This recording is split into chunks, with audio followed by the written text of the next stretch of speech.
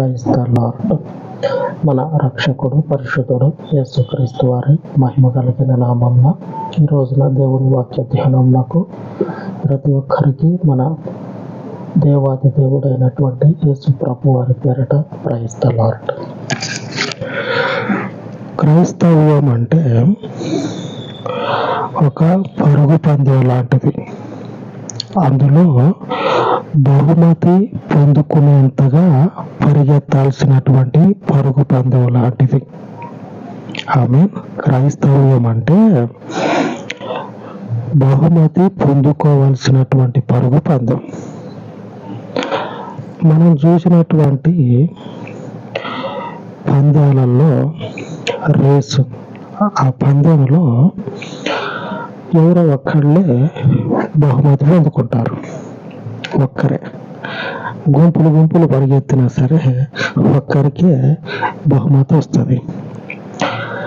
ఈ జీవన సంబంధమైనటువంటి లోకంలో క్రైస్తవ్యంలో ఉండి పరిగెత్తే ప్రతి ఒక్కరు కూడా దేవుని చేత బహుమతి పొందుకునేంతగా పరిగెత్తాల.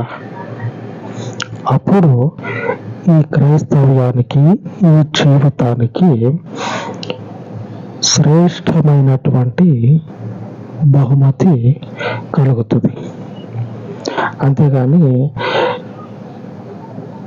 మనం బతకాలి, ఏదో ఉండాలి అని కాదు.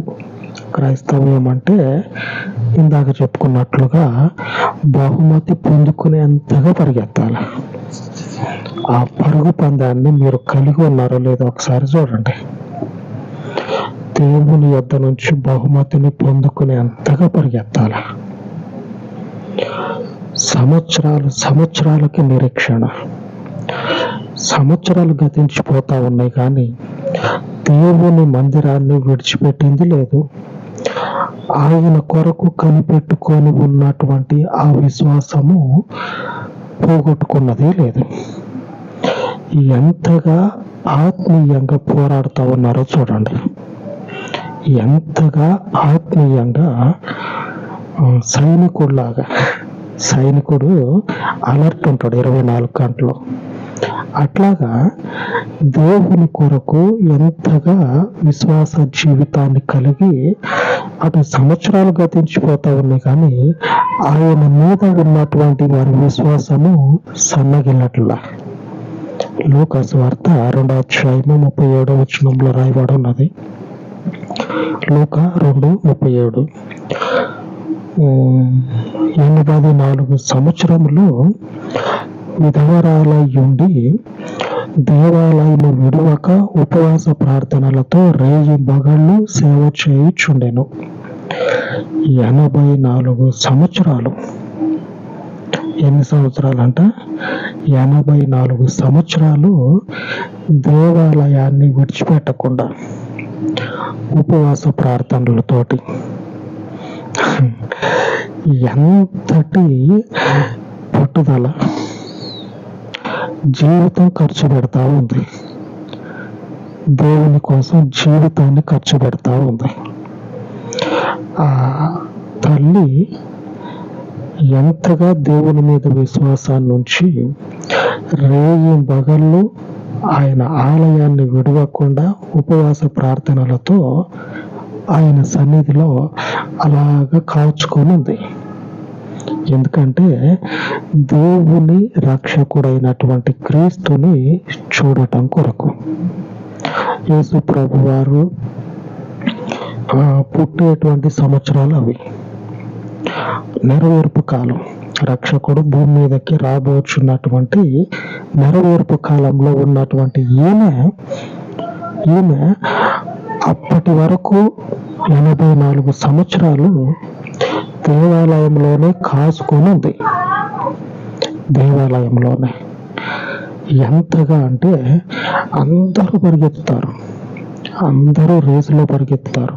కానీ బహుమానము పొందుకునేంతగా పరిగెత్తేటువంటి వారు ఎవరైతే ఉంటారో వారు మాత్రమే వారి యొక్క ఆశని నెరవేర్చుకుంటారు. కప్పు కొట్టాలి, కప్పు అనేది కొట్టాలి అంతే. ఆమె ఎత్తి పట్టుకోవాలి. దేవునికి స్తోత్రం. ఇట్లాగా హృదయంలో కోరిక, దేవునిని గూర్చినటువంటి ఆత్మ సంబంధమైనటువంటి ఆ ఆశ అనేది ఆత్మలో నుంచి రగిలిందనుకోండి, ఆత్మలో నుంచి మంట రగులుతూ ఉండాలి. ఆ రగిలేటువంటి ఆ విశ్వాసాన్ని దేవుడు ఏం చేస్తాడంటే దీవిస్తాడు. ఆయన ద్వారా మనకు వచ్చేటువంటి ఆ దీవెనని మనకి స్థిరపరుస్తాడు. అపోస్తుడైనటువంటి పౌలు చెప్తా ఉన్నాడు, ఇదిగో మీరు అందరిలాగా పరిగెత్తొద్దు.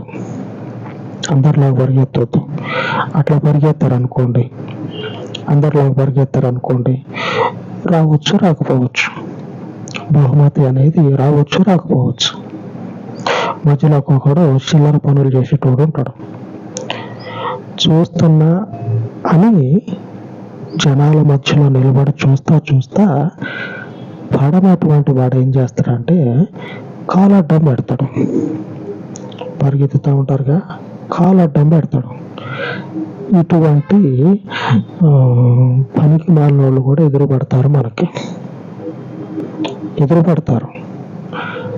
ఇటువంటి వారి యొక్క బలాన్ని, ఇటువంటి వారి యొక్క గర్వాన్ని, ఈ మనుషుల యొక్క కోరికని దేవుడు నాశనం చేయాలంటే మన హృదయంలో నుంచి మంట రగలాల. 84 సంవత్సరాలు నిరీక్షణ కలిగినటువంటి తల్లి దేవునిని చూసి హృదయం అనేది ఉప్పొంగిపోయే విధంగా ఆమె ఆశ అనేది తీర్చబడ్డది. హృదయం అనేది ఉప్పొంగిపోతా ఉంది. దేవుని సన్నిధిలో ఆమె ఎంతగా కనిపెట్టుకోనుందో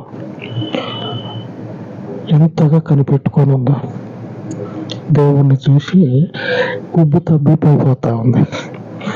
ఎంత 38వ వచనంలో ఆమె కూడా ఆ గడియలోనే లోపలికి వచ్చి దేవుని కొనియాడి యెరూషలేములో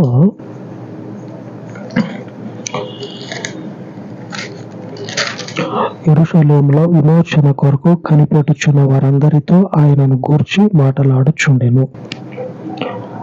ఆమె కూడా అదే సమయంలో దేవాలయంలోనికి వచ్చి ఆయనను చూస్తా ఉన్నది. ఆమేన్. దేవుని మీద ఉన్నటువంటి ఆమె యొక్క విశ్వాసము అన్ని సంవత్సరాలు కనిపెట్టుకొని ఉంటే దేవుని దగ్గర నుంచి ప్రతిఫలము, దేవుని యొద్ద నుంచి ఆమె కోరిక అనేది నెరవేరటం ఆమె చూసిన నాడు ఆమె యొక్క సంతోషానికి, ఆమె యొక్క జీవితానికి ఒక అర్థం అనేది వస్తూ ఉంది. పరిగెత్తేటప్పుడు, ఆయనతో పాటు నడిచేటప్పుడు మన కోరికలు తీర్చబడతా ఉంటాయి. గతించిపోయినటువంటి సంవత్సరాలన్నీ ఒకసారి మనం వెనక్కి తిరిగి చూసుకుంటే ఇంతగా నేను కనిపెట్టుకొని ఉన్నందుకు, ఇంతగా ఆ గతించిపోయినటువంటి సంవత్సరాలన్నీ కూడా ఆయన కొరకు నేను ఖర్చు పెట్టినప్పుడు, ఆ సంవత్సరాలన్నీ కూడా ఆయన కొరకు నేను కనిపెట్టుకొని ఉన్నప్పుడు ఆయన నా యొక్క హృదయంలోని ఆ కోరికలను తీర్చగలిగినటువంటి దేవుడని ఆయన సన్నిధిలో ఆయన ముందు నిలిచి ఆయనకు సాక్షులుగా ఉండేటువంటి వారు అనేకులు ఉంటా ఉన్నారు. అనేకుల వరుసలో మనం ఉండాలి. ఆమెన్. లేఖనం అదే చెప్తా ఉంది. ఆమె ఉన్నది కరెక్టే, బాగానే ఉంది. మరి మీరు మన పరిస్థితి, మనము కూడా ఆమె పక్కనే నిలబడాలి. ఆమేన్. మనం కూడా ఆమె పక్కనే నిలబడాలి. నేను కూడా అందరిలాగా అనుకునేరు కాదు అనే విధంగా చూసేటువంటి వాళ్ళు అనుకోవాలా, మనకు ముందున్నటువంటి వారు అనుకోవాలా, నువ్వు కూడా మా పోటీ మనిషివే, రావచ్చు నుంచో పక్కన అనేటువంటి సాక్ష్యం పలకాల. అపోస్తలుడైన పౌలు చెప్తా ఉన్నాడు, అందరిలాగా మీరు వస్తే వచ్చింది లేదు, అట్లా కాదు, రావాలా, దేవుని సన్నిధిలో దేవునికి స్తోత్రం అని చెప్పాలా, ఆయనకు సాక్షిగా నిలబడాలా. 1 కొరింథీ 9వ అధ్యాయము 26వ వచనం, కాబట్టి నేను గురి చూడని వాని వలె పరిగెత్తువాడను కాను. గురి లేనటువంటి జీవితాన్ని కలిగి ఉండొద్దు. ఏమంటారు? గురి లేనటువంటి జీవితాలు దెబ్బకి దెబ్బ. అంటే ఎవరన్నా ఒకడు పగ తీర్చుకోవాలనుకొని ఉన్నాడు అనుకోండి, వాడి హృదయంలో ఏ ఆలోచన అయితే ఉందో ఆ ఆలోచనకు తగ్గట్లుగానే పగ తీర్చుకోవటానికి ప్రయత్నం చేస్తాడు. పగ తీర్చుకోవాలనుకున్న వాడు దాని గురించి ఆలోచన చేయకుండా మరొకటి చేస్తాడా? చేయడు కదా. దేవుని మార్గమందు నిలిచినటువంటి మనము, మన ముందు ఉన్నటువంటి గురి ఏమిటంటే, క్రైస్తవ్యం అనేది బహుమతి పొందుకోవలసినటువంటి పరుగు పందెం.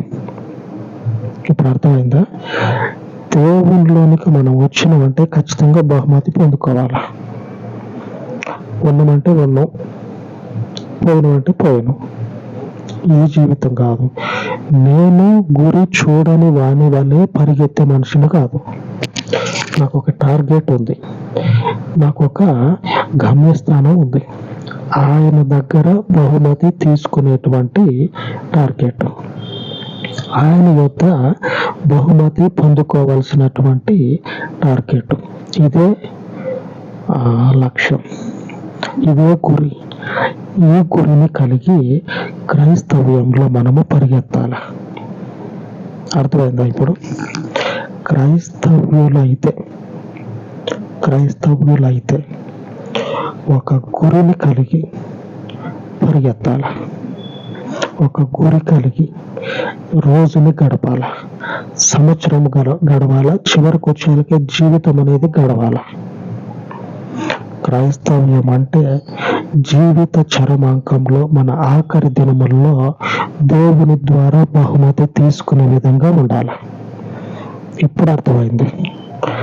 మన జీవిత చివరి దశలో దేవుని యొద్ద నుంచి బహుమతి పొందుకునేటట్లు ఉండాలి. ఇదే క్రైస్తవ్యం. దేవుడు అందుకే చెప్తా ఉన్నాడు. ఈరోజు దేవుని వాక్యము 123వ కీర్తన 2వ వచనం, మన దేవుడైన యెహోవా మనలను కరుణించు వరకు మన కన్నులు ఆయన తట్టు చూచుచున్నవి. ఆయన మనల్ని కరుణించి బహుమతి మన చేతిలో పెట్టేంత వరకు ఆయన వైపే మన కళ్ళు చూస్తూ ఉండాలి. ఆత్మ దగ్గర నుంచి భౌతికంగా ఉన్నటువంటి నేత్రాల వరకు ఆయన వైపే చూసేటట్టు ఉండాలి. మన ఆత్మ, మన కళ్ళు ఆయన వైపే చూసేటట్టు ఉండాలి. ఎందుకంటే ఆయన కరుణిస్తాడు. జీవిత చరమాంకంలో 84 సంవత్సరాలు గతించిపోయే సమయంలో యేసు ప్రభు వారు ఆమెకి ఎదురైతా ఉన్నాడు. ఆమె దేవుడు నాకు దర్శనం ఇచ్చిండు, దేవుడు నాతో మాట్లాడిండు అని సంతోషపడతాం మనం. ఆ తల్లి 84 సంవత్సరాల తర్వాత రక్షకుడిని ముఖాముఖిగా చూస్తూ ఉంది. సేవకుడైతే దేవుని దగ్గర నుంచి వాగ్దానమే పొందుకున్నాడు. సుమయోను, ఆయన పేరు సుమయోను, వాగ్దానం పొందుకున్నాడు. ఏమంటే, నువ్వు దేవుని యొక్క రక్షకుడిని చూస్తావు, ఆయనను చూసే మరణిస్తావు, ఆయనను చూడకుండా నువ్వు మరణించవు అని వాగ్దానాన్ని పొందుకున్నాడు. గురి అనేది జీవితానికి ఉండాలి. జీవితానికి గురి అని ఉండాలి. జీవితానికి గురి అనేది ఉండాలి. క్రైస్తవ్య జీవితానికి క్రీస్తు అనేటువంటి గురి ఉండాలి. ఆ గురిలో నుంచి, ఆ టార్గెట్లో నుంచి దేవుని యొద్ద నుంచి బహుమతి పొందుకోవాలి. బహుమతి పొందుకునేంతగా పరిగెత్తాల, గుడ్డిగా పరిగెత్తొద్దు. పౌలు చెప్తా ఉన్నాడు, గురి లేనటువంటి వాళ్ళలాగా పరిగెత్తొద్దు. మనకు ఒక లక్ష్యం ఉంది, మనకు ఒక పరుగు ఉంది, ఒక పరుగు పందెం ఉంది. దాంట్లో మనము బహుమతి పొందుకోవాలంతే. బహుమతి వస్తుందో రాదో ఆ మాట రానియొద్దు, పొందుకోవాలంతే. నువ్వు క్రైస్తవుడువా, నువ్వు క్రిస్టియనా అయితే నువ్వు బహుమతి పొందుకోవాలా అంతే. ఇక రెండు ఆలోచన లేదు. ఆయన ఇస్తాడు. చెప్తా ఉన్నాడు కదా, ఆయన మనల్ని కరుణించేంత వరకు మన కన్నులు ఆయన తట్టు చూస్తూ ఉంటాయి. పాస్టర్ గారు సునియోను దేవుని ఆశీర్వాదాన్ని పొందుకోండు, వాగ్దానాన్ని నెరవేర్చుకున్నాడు. ఆ మందిరంలో ఉన్నటువంటి ఆ తల్లి కూడా 84 సంవత్సరాలు గతించిన తర్వాత దేవుని రక్షకుణ్ణి చూస్తూ ఉంది. మన జీవితాల్లో ఎదురుపడాల, ఇటువంటి నెరవేర్పు మన జీవితాల్లో ఎదురుపడాల. ఆమేన్. ఆయన తప్పక ప్రతిఫలం ఇస్తాడు. ఎవరు చెప్పగలడు? సేవకుడు అంటాడు, ఎవరు చెప్పగలడు ఆయన బహుమతి ఇవ్వడు, ఆయన ఆశీర్వదించడని ఎవరు చెప్పేది? ఆయన ఖచ్చితంగా ఆశీర్వదిస్తాడు. ఆమేన్. అటువంటి దేవునికి ప్రార్థించుకుందాం. పరిశుద్ధుడైన తండ్రి, ఈ ఉదయకాలం ముందు మీ సన్నిధిలో మనవి చేసుకొని ఉండగా, గురి చూడని వాని వలె కాకుండా గురి చూసి మీ వైపుగా తండ్రి పరిగెత్తుచూ ఉన్నటువంటి ఈ యొక్క ప్రయాసని ఆశీర్వాదకరముగా బహుదీవనకరముగా మార్చమని పరిశుద్ధాత్ముడ ఈ శ్రేష్టమైనటువంటి జీవవాక్యమును పరలోకపు తండ్రి నూరంతలుగా దీవించి ఆశీర్వదించమని, గురి చూసి పరిగెత్తుతూ ఉండగా ఈ ప్రయాసకి ఈ పరిచర్యకి తగినటువంటి పరలోకపు శ్రేష్టమైనటువంటి బహుమానమును తండ్రి అనుగ్రహించమని, ఈ శ్రేష్టమైనటువంటి మార్గమందు ఈ క్రైస్తవ్య జీవితంలో మీ ద్వారా వచ్చేటువంటి మేలులు పొందుకొని మీ చేత తృప్తిపరచబడినట్లుగా మా నేత్రాలు మీ తట్టు చూచుచూ ఉండగా మా యొక్క నిరీక్షణకి ప్రయాసకి తగినటువంటి ఫలమును తండ్రి ఊహించు వాటికంటే ఆలోచించేటువంటి వాటికంటే గొప్పగా చేయగలిగిన మీ పరలోకపు నామం నాకు ప్రార్థిస్తూ ఉండగా ఈ మనవులను దీవించి ఆశీర్వదించమని యేసు నామమున ప్రార్థించి వేడుకొనుచున్నాను తండ్రి. ఆమేన్. ఆమేన్. మన పరిశుద్ధుల కృప నిత్యము మనకు తోడయ్యుండును గాక. ఆమేన్. ఆమేన్.